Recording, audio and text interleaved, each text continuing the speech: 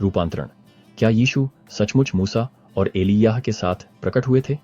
मत्ती के अध्याय 17 के पद 1 से 9 में हम यीशु के रूपांतरण के बारे में पढ़ते हैं। एक शक्तिशाली और चमत्कारी घटना जिसमें यीशु अपने 3 शिष्यों पतरस, याकूब और यूहन्ना के सामने रूपांतरित हो गए थे। यीशु उन्हें एक ऊंचे पहाड़ पर ले गए जहां उनका रूप बदल गया। उनका चेहरा सूरज की तरह चमकने लगा और उनके कपड़े प्रकाश की तरह सफेद हो गए।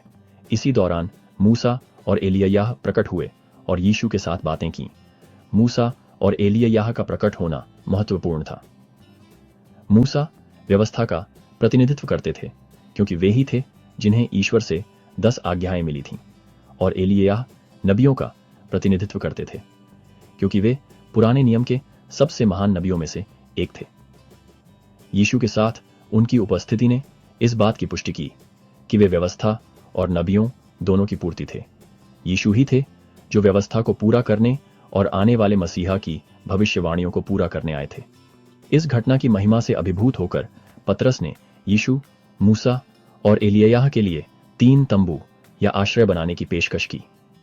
हालांकि बादल से एक आवाज, परमेश्वर पिता की आवाज ने पतरस को बीच में ही रोक दिया और कहा, यह मेरा प्रिय पुत्र है जिससे मैं बहुत प्रसन्न हूं, उसकी सुनो। इस घोषणा ने यीशु के दिव्य स्वरूप और परमेश्वर के पुत्र के रूप में उनके अधिकार की पुष्टि की, जिससे शिष्यों को उनकी बात सुनने की याद दिलाई गई।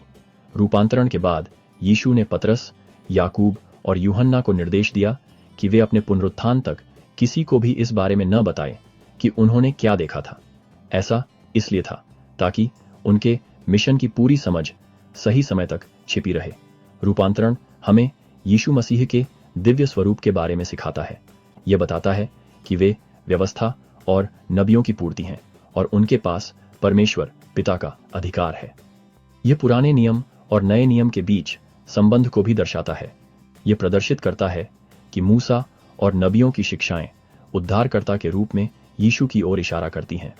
रूपांतरण हमें यीशु की महिमा और परमेश्वर की आवाज के निर्देशानुसार उनका अनुसरण करने के महत्व की याद दिलाता है।